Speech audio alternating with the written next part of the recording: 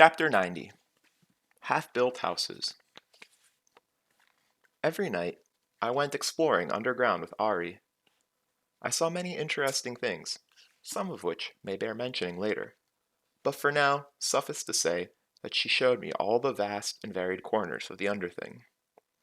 She took me to downings, vaults, the woods, delving, cricklet, tenors, candlebear. The names she gave them, nonsensical at first, fit like a glove when I finally saw what they described.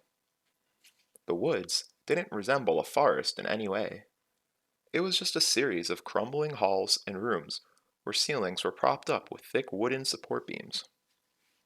Cricklet had a tiny trickle of fresh water rounding down one wall. The moisture attracted crickets, who filled the long, low room with their tiny songs. Vaults was a narrow hallway with 3 deep cracks running across the floor. I only understood the name after watching Ari jump all 3 in quick succession to make it to the other end. It was several days before Ari took me to Bellows, a maze of intersecting tunnels. Despite the fact that we were at least 100 feet below ground, they were filled with a steady, rushing wind that smelled of dust and leather. The wind was the clue I needed. It let me know I was close to finding what I'd come here looking for. Still, it bothered me that I didn't understand the name of this place. I knew I must be missing something. "Why do you call this Bellows?" I asked Ari. "That's its name," she said easily. The wind made her fine hair stream out behind her like a gauzy pennant. "You call things by their names. That's what names are for."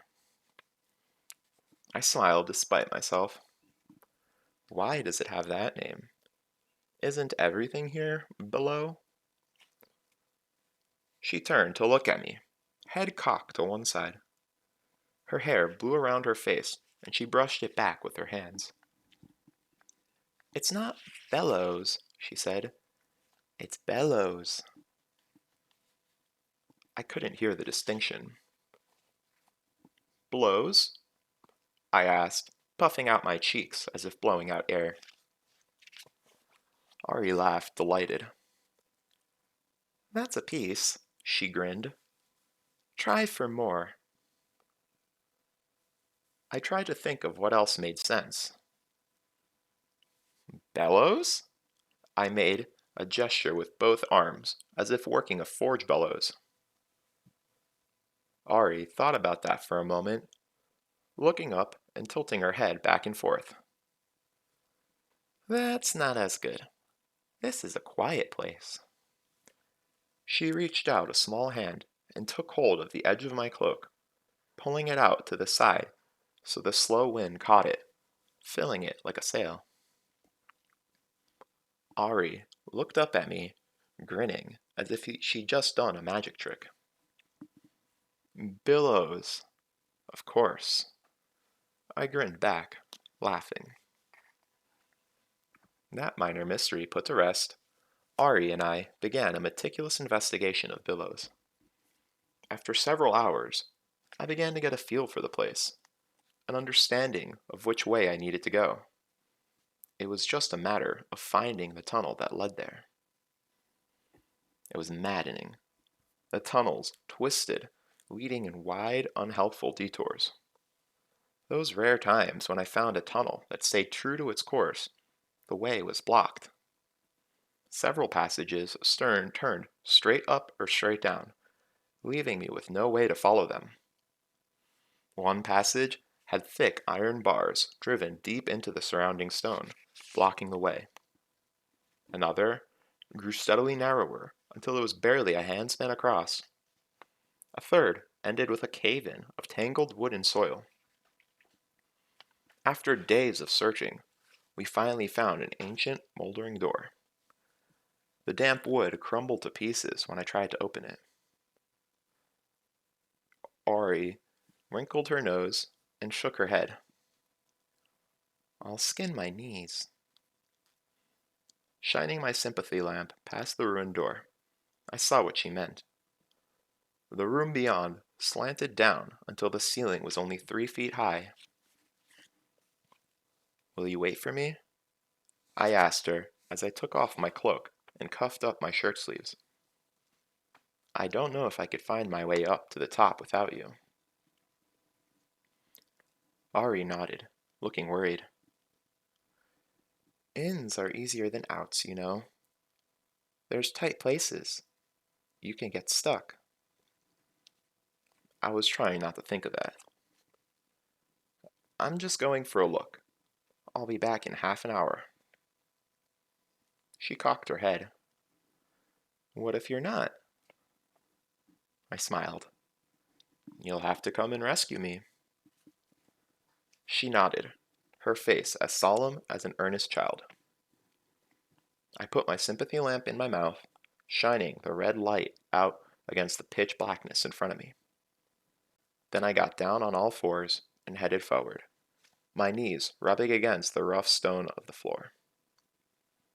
After several turnings, the ceiling went lower still, too low for a crawling. After a moment of reconsideration, I dropped to my belly and pressed on, pushing my lamp ahead of me.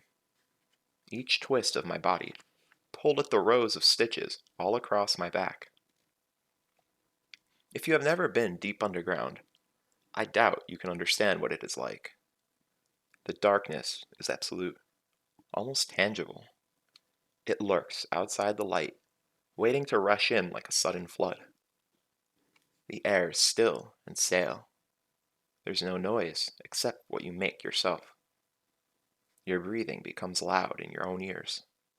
Your heart thumps, and all the while, there's the overwhelming knowledge that thousands of tons of earth and stone are pressing down above you. Still, I continued to worm my way ahead, moving by inches. My hands were grimy, and sweat dripped into my eyes. The crawlway grew smaller yet, and I foolishly let one of my arms get pinned to my side. Cold sweat burst out across my whole body as I panicked. I struggled, trying to get it stretched out in front of me. After several terrifying minutes, I managed to get my arm free. Then, after lying there for a moment, trembling in the dark, I pressed ahead and found what I'd been looking for. After emerging from the underthing, I made my careful way through a window and a locked door into the woman's wing of the Muse. I knocked softly on Fellow's door, not wanting to wake anyone accidentally. Men were not allowed unescorted in the woman's wing of the Muse, especially not during the late hours of night. I knocked 3 times before I heard a gentle stirring in her room. After a moment, Fella opened the door, her long hair in wild disarray.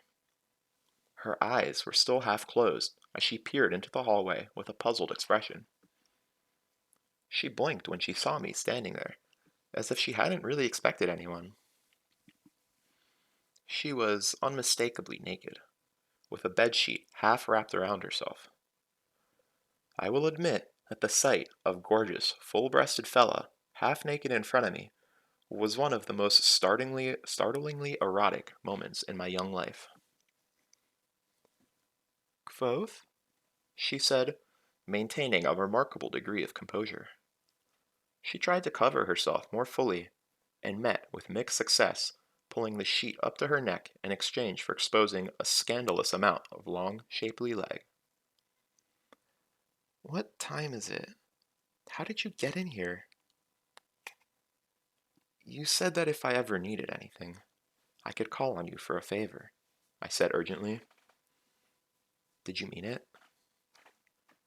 "Well, yes, of course," she said. "God, you're a mess. What happened to you?" I looked down at myself, only then realizing the state I was in. I was grimy, the front of my body streaked with dirt from sliding across the floor. I torn open my pants across one knee, and it looked like I was bleeding underneath. I'd been so excited that I hadn't even noticed or thought to change into my new clothes before I came. Fella took a half step back and swung the door wider, making room for me to enter. As it opened, the door made a tiny wind that pressed the sheet against her body, outlining her nudity in perfect profile for a moment. "Do you need to come in?" "I can't stay," I said, without thinking, struggling against the urge to gawk openly. "I need you to meet a friend of mine in the archives tomorrow evening, fifth bell, by the four-plate door. Can you do that?" "I have class," she said, "but if it's important, I can skip it." "Thank you," I said quietly as I backed away. It says a great deal about what I had found in the tunnels underneath the university that I was halfway back to my room at Anchor's before I realized I had turned down an invitation from a near-naked fella to join her in her room. The next day, Fella skipped her lecture on advanced geometries and made her way to the archives. She climbed down several flights of stairs and through a maze of corridors and shelves to find the only section of stone wall in the entire building that wasn't lined with books. The four-plate door stood there, silent and immobile as a mountain. Valeritas. Fella looked around nervously, shifting her weight from foot to foot. After a long moment, a hooded figure stepped out of the dark and into the ruddy light of her hand lamp. She smiled anxiously. "Hello," she said softly. "A friend asked me to." She paused and ducked her head a little, trying to glimpse the face under the shadow of the hood. You probably wouldn't be surprised at who she saw. "Quoth?" she said incredulously, looking around in sudden panic. "My God, what are you doing in here?" "Trespassing," I said flippantly.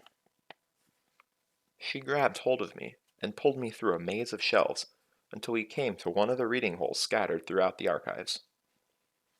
She pushed me in and closed the door firmly behind us and leaned against it. "How did you get in here? Lauren will burst the vessel. Do you want to get us both expelled?" "They wouldn't expel you," I said easily. "You're guilty of willful collusion at the very most. They can't expel you for that. You'd probably get off with a fine, since they don't whip women." I shifted my shoulders a little, feeling the dull tug of the stitches across my back. "Which seems a little unfair, if you ask me."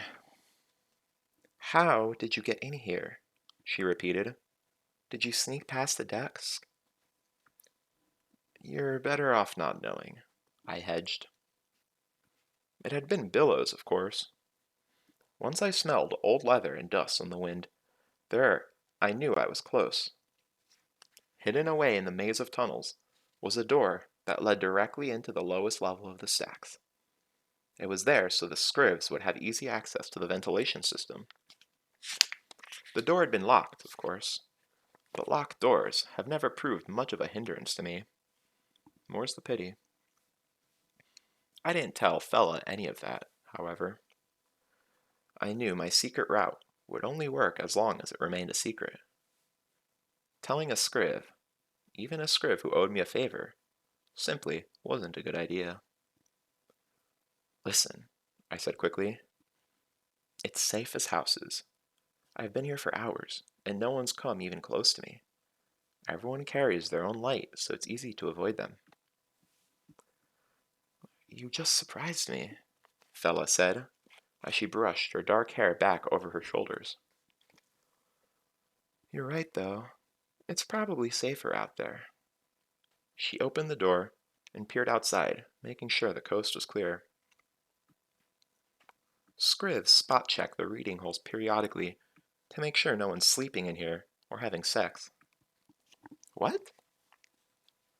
"There's a lot you don't know about the archives," she smiled as she opened the door the rest of the way. "That's why I need your help," I said, as we headed out into the stacks. I can't make heads or tails of this place. What are you looking for? Fella asked.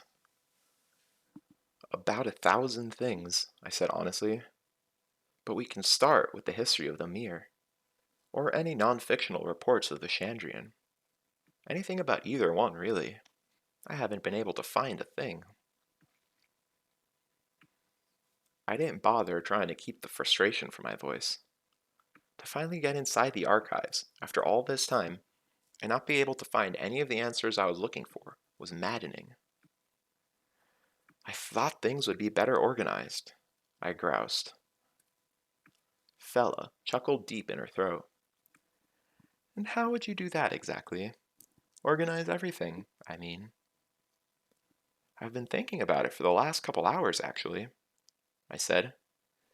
It'd be best to do it by subject, histories, memoirs, grammar. Fella stopped walking and gave a deep sigh. I guess we should get this over with. She pulled a slim book off a shelf at random. What's the subject of this book? I opened it and glanced over the pages. It was written in an old scribe's hand, spidery and hard to follow. It looked like a memoir. What type of memoir? Where do you put it in relationship to the other memoirs? Still flipping pages, I spotted a carefully drawn map. Actually, it looks more like a travelogue. Fine, she said. Where do you put it in the memoir travelogue section? I'd organize them geographically, I said, enjoying the game. I flipped more pages. Ator, Modeg, and Vint? I frowned and looked at the spine of the book. How old is this? The Etrurian Empire absorbed Vint over 300 years ago. Over 400 years, she corrected. So, where do you put a travelogue that refers to a place that doesn't exist anymore? It would be more of a history, really, I said more slowly. What if it isn't accurate? Fellat pressed. Based on hearsay, rather than personal experience. What if it's purely fictional? Novel travelogues were quite a fashion in Modeg a couple hundred years ago. I closed the book and slowly slid it back onto the shelf. I'm beginning to see the problem, I said thoughtfully. No, you don't, Fella said frankly. You're just glimpsing the edges of the problem. She gestured to the stacks around us. Let's say you became Master Archivist tomorrow. How long would it take you to organize all this? I looked around at the countless shelves retreating off into the darkness. It would be a lifetime's work. Evidence suggests it takes more than just one lifetime, Fella said dryly. There are over 750,000 volumes here, and that's not even taking into consideration the clays or scrolls or fragments from Kaluptena. She made a dismissive gesture. So, you spend years developing the perfect organizational system, which even has a convenient place for your historical fiction travelogue memoir. You and the other scribes spend decades slowly identifying, sorting, and reordering tens of thousands of books. She looked me in the eye. And then you die. What happens then? I began to see where she was going. Well, in a perfect world, the next Master Archivist would pick up where I left off, I said. Hurrah for the perfect world, Fella said sarcastically, then turned and began leading me through the shelves again.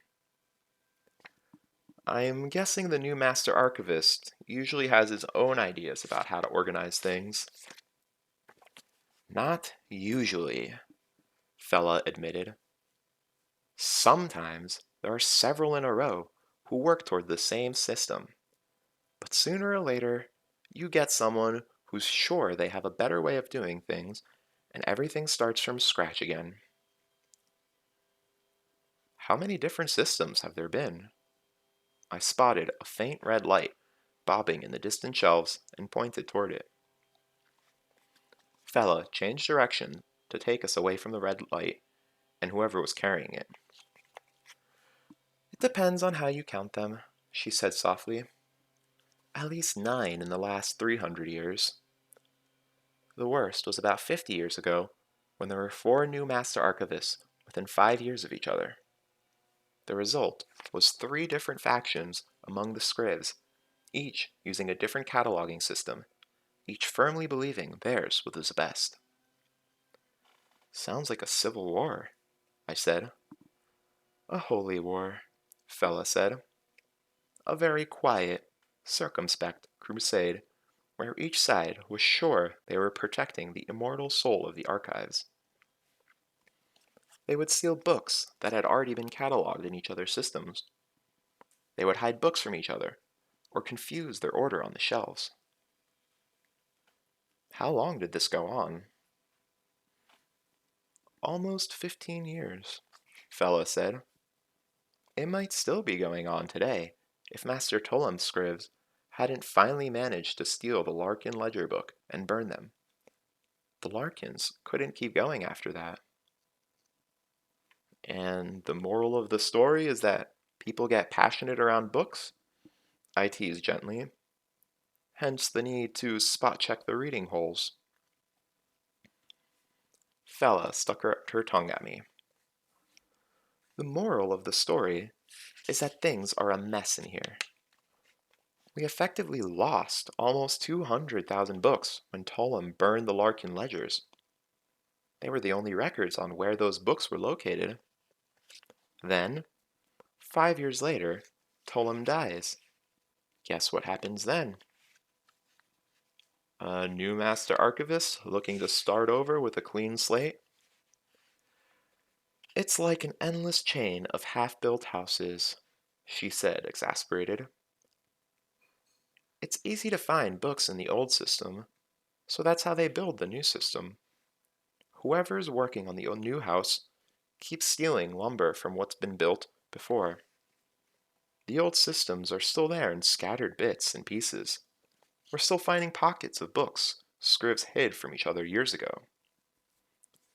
I sense this is a sore spot with you, I said with a smile. We reached a flight of stairs, and Fella turned to look at me. It's a sore spot with every scrib who lasts more than 2 days working in the archives, she said. People down in the tomes complain when it takes us an hour to bring them what they want. They don't realize it's not as easy as going to the a mere history shelf and pulling down a book. She turned and began to climb the stairs. I followed her, silently, appreciating the new perspective.